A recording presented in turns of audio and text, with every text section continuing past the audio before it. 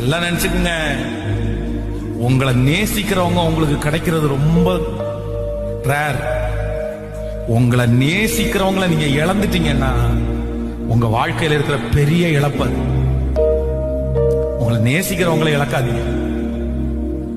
ஒரு ஒரு ஒரு காலம் தாண்டதுக்கு அப்புறம் சிலருடைய மனசு கல்லாயிரும்பா.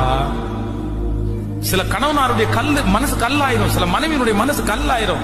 இவருக்கு எவ்வளவு செஞ்சாலும் அப்படிதான், இவருக்கு எவ்வளவு அந்த மாதிரி ஒரு கல்லாக்கிட்டாங்கன்னா அதுக்கப்புறம் கஷ்டம் பிரதர், கஷ்டம் சிஸ்டர். எதுக்கு நீங்க கோவப்படுறீங்க சொல்லுங்க? எதுக்கு கோவப்படுறீங்க? ஒரு ஹோட்டல்ல போய் உட்கார்ந்து 5 நிமிஷம் லேட்டான கோவம் வருது? இல்ல இல்ல. ரோட்ல போகும்போது பசிக்குது, ஒரு சாக்லேட் வாங்கி வாயில போட்டு போறீங்கல்ல, அதே இருந்து வீட்டுல வரும்போது உடைக்கிறீங்களே, அந்த அளவு உங்களுக்கு கோவம் வருதா?